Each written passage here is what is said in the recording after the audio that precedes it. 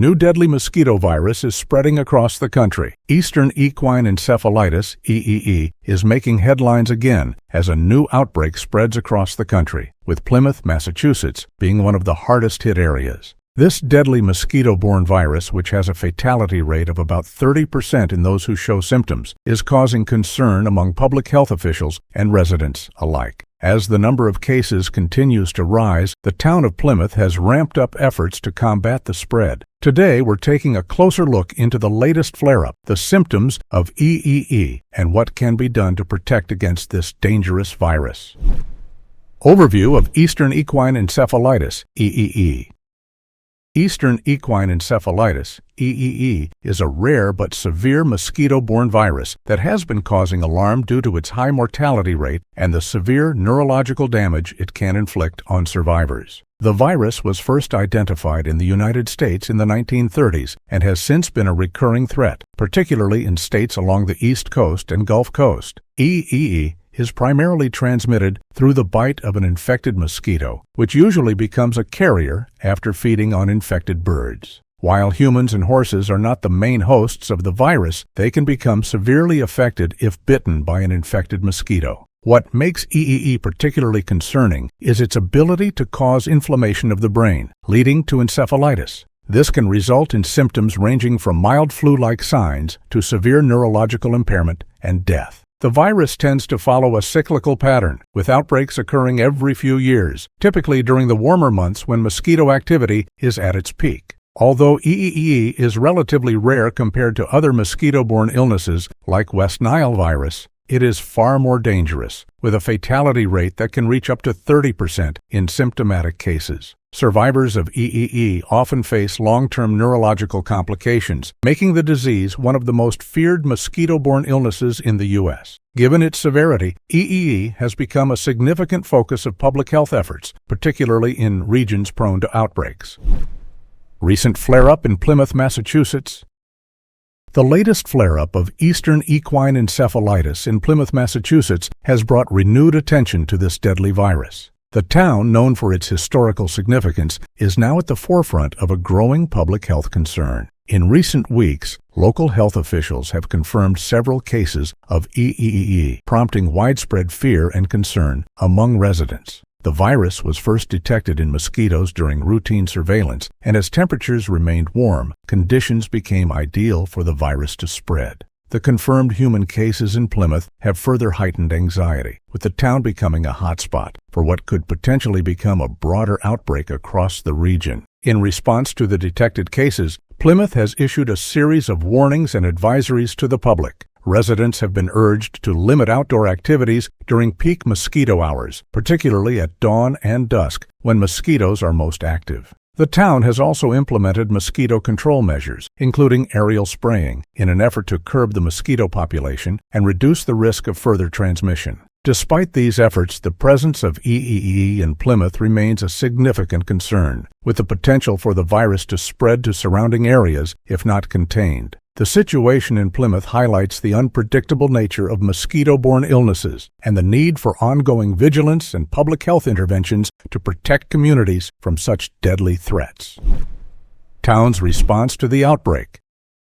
In the wake of the recent Eastern Equine Encephalitis outbreak, Plymouth, Massachusetts, has swiftly taken action to protect its residents and prevent the virus from spreading further. The town's health department, working closely with state authorities, has launched an aggressive mosquito control campaign. This includes aerial spraying of insecticides over large areas, particularly around wetlands and other mosquito breeding grounds. These measures are aimed at reducing the mosquito population, which is critical in controlling the spread of the virus. Additionally, the town has increased its public communication efforts, regularly updating residents on the situation and offering guidance on how to minimize the risk of infection. Public health officials have also encouraged residents to take personal precautions, such as wearing long sleeves and pants, using insect repellent, and ensuring that screens on windows and doors are in good condition. The town has also advised against any outdoor activities during peak mosquito activity times, particularly in the early morning and late evening. Schools and sports organizations have altered schedules to limit exposure, and outdoor events have been postponed or moved indoors when possible. Despite these efforts, the threat of EEE continues to loom large, and the town remains on high alert.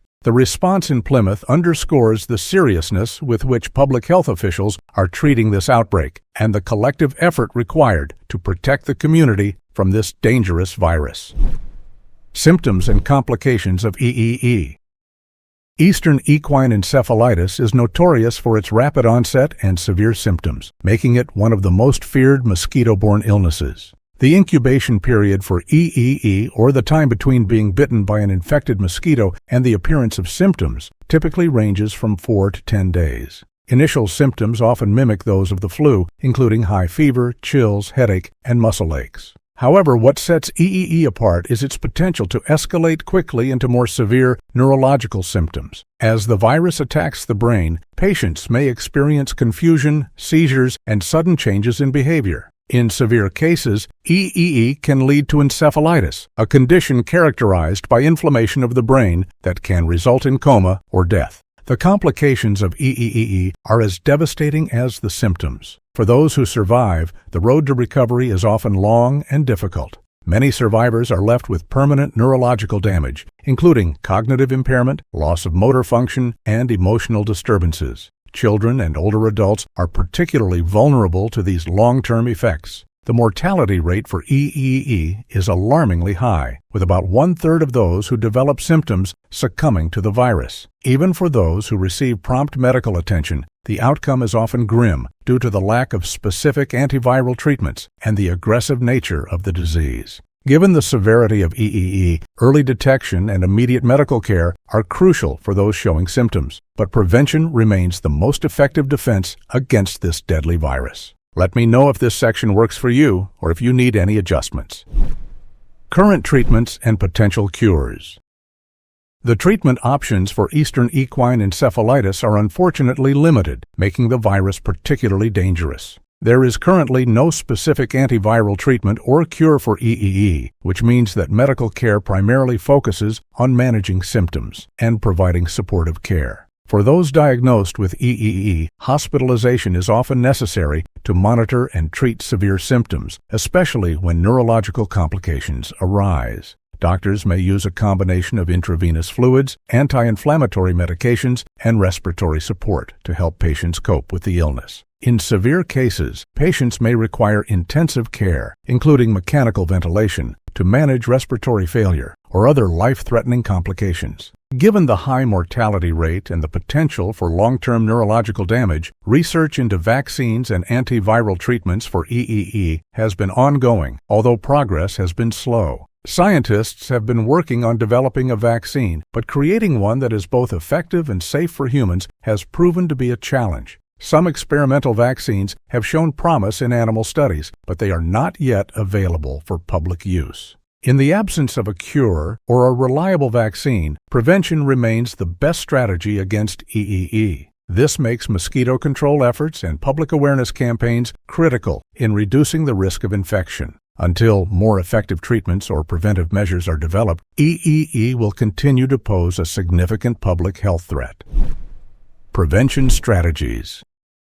Preventing Eastern equine encephalitis largely depends on reducing exposure to mosquitoes and minimizing the chances of being bitten. Public health officials emphasize the importance of personal protection, especially during the warmer months when mosquitoes are most active. This includes wearing long-sleeved clothing, using insect repellent that contains DEET or other EPA-approved ingredients, and avoiding outdoor activities during peak mosquito hours, typically around dawn and dusk. Additionally, ensuring that homes are equipped with proper window and door screens can help keep mosquitoes from entering indoor spaces. For those living in areas prone to EEE outbreaks, taking these precautions is essential. On a community level, mosquito control programs play a vital role in preventing the spread of EEE. These programs often involve aerial spraying of insecticides, particularly in areas with large mosquito populations or confirmed cases of the virus. Local governments may also engage in efforts to reduce mosquito breeding grounds by encouraging residents to eliminate standing water in yards, gutters, and other areas where mosquitoes can breed. Public education campaigns are crucial in raising awareness about the risks of EEE and the steps that individuals and communities can take to protect themselves. While these prevention strategies cannot entirely eliminate the risk of EEE, they significantly reduce the likelihood of infection and are the most effective tools currently available for combating this deadly virus. The connection to West Nile virus and Anthony Fauci's case.